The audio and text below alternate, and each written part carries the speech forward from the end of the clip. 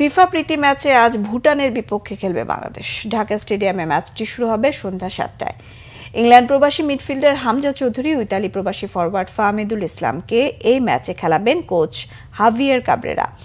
সম্ভাবনা আছে কানাডা প্রবাসী মিডফিল্ডার সমিত সোমের খেলারও। মানিক মাহমুদের রিপোর্ট। সময়টা এখন ফুটবলের নতুন জাগরণের। এক হামজা চৌধুরী দেশের ফুটবলের অনেক কিছুই বদলে দিয়েছেন। পরিবর্তন এসেছে লাল সবুজদের ভাবনা ও পরিকল্পনায়। বাংলাদেশ এখন দেখছে এশিয়ান কাপে খেলার স্বপ্ন।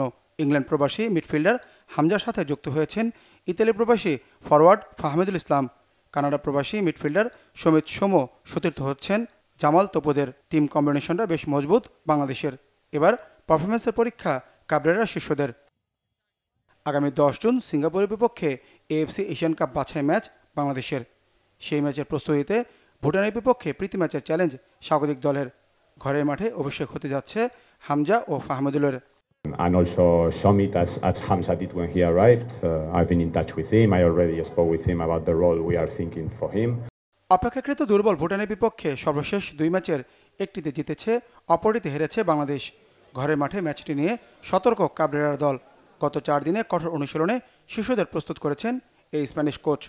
সিচুয়েশন একটু ডিফারেন্ট এখন, কারণ লাস্ট টাইম যখন আমরা ভুটানের সাথে খেলছি maximum player didn't play for 2-3 months, আর এখন লিগ মাত্র শেষ হয়েছে, সো সবাই ম্যাচ ফিট আছে।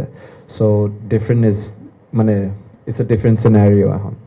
আগামী 10 জুন এশিয়ান কাপ বাছে ভুটানও খেলবে ব্রুনাইয়ের বিপক্ষে। তাদের জন্য ফুটবলারদের যাচাই করার বড় সুযোগ এই ম্যাচটি। বাংলাদেশকে সমীহ করে ম্যাচ পরিকল্পনা সাজিয়েছেন ভুটানের কোচ।